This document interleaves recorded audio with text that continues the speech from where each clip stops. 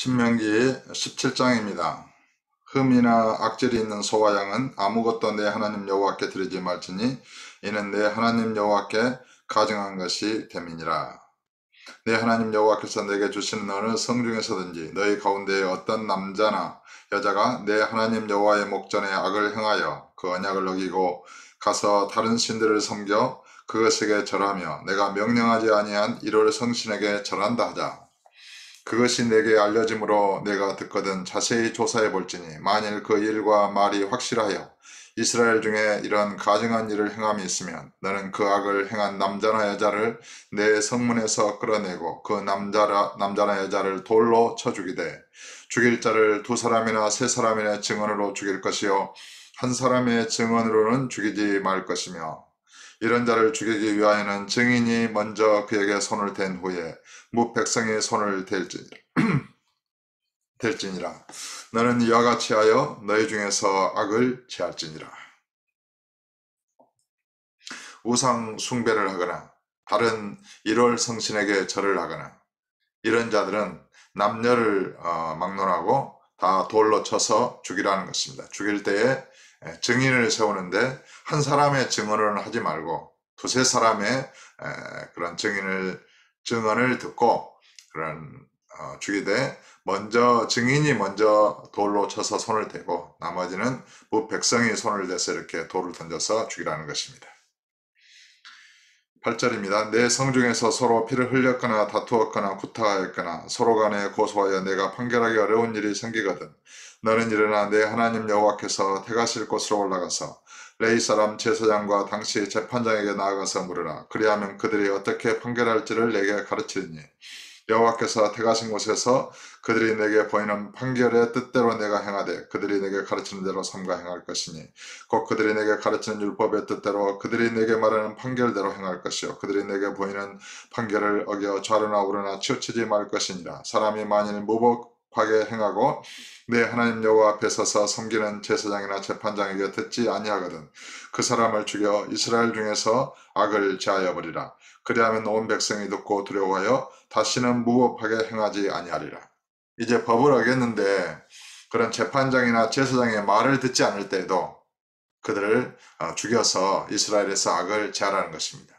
그러니까 이스라엘에 관한 재판장이나 제사장에 대한 그런 처벌은 이게 살인죄나 다른 우상 숭배의 죄와 같이 강력한 어떤 그런 규례였던 것이죠. 그러니까 예수님 당시에서도 그런 대제사장에 대해서 이렇게 욕하지 말라. 그런 사도 바울에게 그랬을 때 나는 그가 대제사장인 줄 알지 못하고 말하였노라. 이런 변명의 그런 변론이 있잖아요. 그렇처럼 이런 제사장이나 지도자에 대해서 또 구약에서는 그런 모세에 대해서 미리암과 아론이 비방을 했다가 미리암이 문둥병에 걸리잖아요. 또 고라와 그 자손들이 이렇게 당을 짓고 모세와 아론을 이렇게 거역했다가 땅이 갈라져서 이렇게 여호와께서 땅을 갈라져서 죽이심으로 이렇게 죽임을 당하잖아요. 그러니까 이스라엘의 이런 질서, 어떤 주께서 세우신 권세에 대한 복종 이런 것은 율법에서 강력하게 규정하고 있다고 봐야 되겠습니다. 이러한 구약의 규례를 들어서 신약의 이제 목회자를 비방하거나 거역하거나 이런 것은 무조건 순종해야 된다. 이런 것을 이렇게 목회에서 강조하게 되는데 신약의 이 목사는 좀 더 이제 다른 것이죠. 구약의 어떤 그런 규정을 이렇게 대해서 목사를 비방하거나 거역하면 저주를 받을 것이다. 이러한 개념은 옳지 못하다 하겠습니다. 신약에서는 거역하는 자를 온유함으로 징계할지니 이렇게 목회자에게 권면하고 있고 또 이렇게 목회자에 대해서는 가르치는 장로라 그래서 배나 존경할 자로 알아. 그렇게 귀하게 여기라 이렇게 되어 있고 또 그런 서로 주께서 우리를 사랑하신 같이 너희가 그런 서로 사랑하라. 이제 이러한 계명 가운데 신약의 성도들이 있기 때문에 그런 목회자에 대해서 그렇게 거역하면은 돌로 쳐 죽이라 이런 구약의 계명이라든가 목회자를 비방하거나 뭐 판단하면 저주를 받을 것이다. 이러한 율법의 규정은 적용되지 않는 것이죠. 대신에 그런 신약 안에서 그리스도인이라면 마땅히 그런 진리의 말씀을 가르친 자를 사랑할 것이고, 또 그리스도에게서 난 자마다 또 그에게서 내신 이를 사랑하게 되기 때문에, 하나님의 사랑 안에 있기 때문에 진실로 그리스도를 공경하고 사랑하는 자는 자동적으로 사랑하지 말라 그래도 귀하게 여기고 사랑하게 되어 있는 것이죠. 자기의 영혼을 위하여 기도하고 진리의 말씀을 가르치는 목회자를 어찌 사랑하지 않겠습니까? 그를 사랑하지 않으면서 예수님 사랑한다, 또 형제를 사랑한다, 이게 가능하겠습니까? 하나님을 사랑한다는 것이. 그것은 불가능한 것이죠. 그러니까 목회자에 대해서 따로 목회자를 사랑해야 된다, 존경해야 된다, 이러한 개념보다는 자기의 영혼을 구원하고 가르치는, 위하여 가르치는 진리의 말씀에 대한 그런 사랑으로 인해서 마땅히 목사와 교사를 존경하고 사랑하게 되어 있고, 또 주께서 명하신 대로 우리를 사랑하신 것처럼 어떻게 우리를 사랑하셨나, 그런 계명을 따라서 서로 사랑하게 되어 있고, 또 갈라디아서에서는 말씀을 가르치는 자와 모든 좋은 것을 함께하라, 또 이렇게 사도 바울이 권면하고 있기 때문에 저와 여러분의 마음 가운데는 저도 목회직을 귀하게 여기고, 여러분도 교회와 목회자를 귀하게 여기고, 또 여러분의 형제와 동료를 귀하게 여기고 마땅히 사랑해야 될 줄로 믿습니다. 또 가정에서도 양육자를 마땅히 공경하고 사랑해야 되겠죠. 군사부 일체라 그래서 그런 임금과 스승과 또 부모는 일체라 그러잖아요. 그만큼 이 가정에서 양육자의 위치는 절대적인 것이죠. 그는 누구도 양육자의 권리나 권한을 침해할 수 없잖아요. 또 학교에서도 교사의 교권을 침해할 수 없는 것처럼, 그게 이제 나라의 임금과 같다는 것입니다. 그 권세가. 그러므로 저와 여러분은 이렇게 가정에서도 어린 자녀들은 양육자를 공경하고 사랑하고 또 마땅히 이렇게 존중해야 될 줄로 믿습니다. 14절입니다. 내가 내 하나님 여호와께서 내게 주시는 땅에 이르러 그 땅을 차지하고 거주할 때에 만일 우리도 우리 주위의 모든 민족들 같이 우리 위에 왕을 세워야 하겠다는 생각이 나거든. 그러니까 이 왕정 시대가 아직 시작되지 않고 나중에 여호수아 이후에 사사기를 거쳐서 사울이라고 하는 초대 왕이 세워지고, 그 다음에 이제 다윗 왕이 이렇게 세워지잖아요. 그때에 그 왕을 세울 때 왕을 구하는 것을 여호와께서 기뻐하지 않으세요. 그런데 이미 이렇게 주께서는 그런 상황이 올 것을 알고 계셨고 예언하고 계십니다. 그래서 지금 이렇게 말씀하고 계신 것이죠. 내 하나님 여호와께서 내게 주시는 땅에 이르러 그 땅을 차지하고 거주할 때 만일 우리도 우리 주위의 모든 민족들 같이 우리 위에 왕을 세워야겠다는 생각이 나거든. 생각이 날 것을 예언하고 계시는 거예요.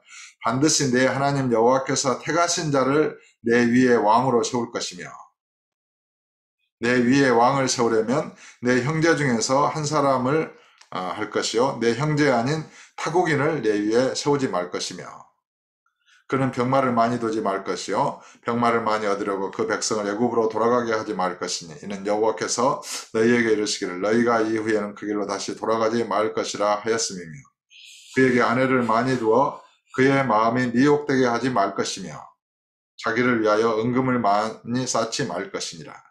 그러니까 왕은 이제 아내를 많이 두게 될 것이라는 것도 여호와께서는 그것이 완전히 의롭다, 선하다 이런 의미에서가 아니라 그런 고대의 그런 상황을 아시고 허락하고 계시다, 이렇게 봐야 됩니다. 그것을 특별히 나무라거나 이렇게 범죄로 취급하지는 않습니다.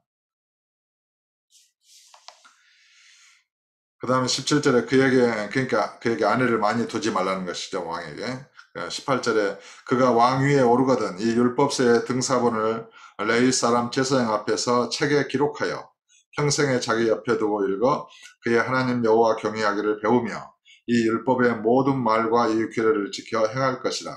그리하면 그의 마음이 그의 형제 위에 교만하지 아니하고, 왕은 권세와 모든 것을 다스릴 수 있는 권한을 가졌잖아요. 그래서 형제 중에 한 사람으로서 왕의 세움을 입었지만은 형제 위에 교만한 마음을 먹지 말라는 것입니다. 그러니까 주께서 나를 택하시고 세우셨다. 그런 겸손한 마음으로 형제들을 돌아보고 사랑하는 마음으로 다스리도록 되어 있는 것이지, 왕이 어떤 형제 위에 자기가 높은 체하고 교만해가지고 교만한 마음을 품는 것을 주께서 허락하신 것은 아닙니다. 그의 형제 위에 교만하지 아니하고 이 명령에서 떠나 좌로나 우로나 치우치지 아니하리니 이스라엘 중에서 그와 그의 자손이 왕 위에 있는 날이 장구하리라. 이 율법과 복음의 문제는 율법과 믿음, 이 문제는 그 성경의 계시의 핵심입니다. 그 종교개혁자들의 루터나 칼빈이나 이런 수많은 사람들도 율법에 대한 죽음, 십자가의 죽음을 바르게 알지 못했기 때문에 그런 그 믿음의 행위와 율법의 행위를 구분하지 못했어요. 그래서 예수를 믿는 자들이 율법을 지켜 행하는 행위를 추구했던 카톨릭에 대해서 반대하면서 일어났던 종교개혁자들의 마음속에는 믿음으로 말미암은 선한 행위, 그런 모든 것이 율법의 행위로 비춰졌다고 봐야 됩니다. 그래서 그런 행위를 중요하지 않게 되고 행위를 경멸하게 되겠죠, 마음에서. 겉으로 나타나는 것을. 그래서 속으로 마음으로 믿는 것을 더 중하게 여기게 되고, 거기서 이제 믿음과 마음으로 믿는 믿음과 입으로 시인하는 그런 구원의 행위, 또 믿음의 선한 행실, 율법을 따르는 그런 행위가 아니라 믿음에 의해서 그리스도로 말미암은 행위, 성령의 열매, 이런 것이 사실은 귀한 것인데, 어떤 그 믿음을 강조하면서 그런 인간의 행위를 소홀히 함으로 말미암아 믿음과 행위가 분리가 되고 또 행함이 없는 믿음이 되어버렸다는 것입니다. 저도 이제 어렸을 때부터 신앙생활을 했지만은 이제 고등학교 1학년 때부터 저는 이제 신앙생활을 했는데 믿음과 행위를 일치시키는 데만 몇 년이 걸렸어요. 믿음 이퀄 행위다.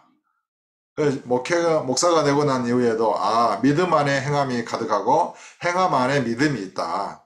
믿음이라는 씨앗을 심으면 행함이라 그런 믿음의 나무가 자라면서 행함이라고 하는 열매가 맺힌다. 그 행함은 믿음의 열매지요. 믿음이라고 하는 열매가 맺히는 거예요. 믿음의 나무에.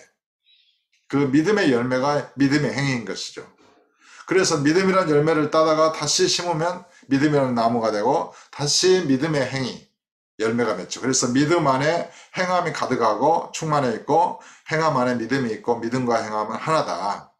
이제 이런 인식을 가지고 그 마음에 믿는 바를 정직하게 말하고 마음에 믿은 대로 그대로 행하여 믿음의 선한 열매, 성령을 의지함으로, 마음에 성령을 의지하고 그리스도를 의지하니까 믿음 안에는 그리스도와 성령이 충만하게 되잖아요.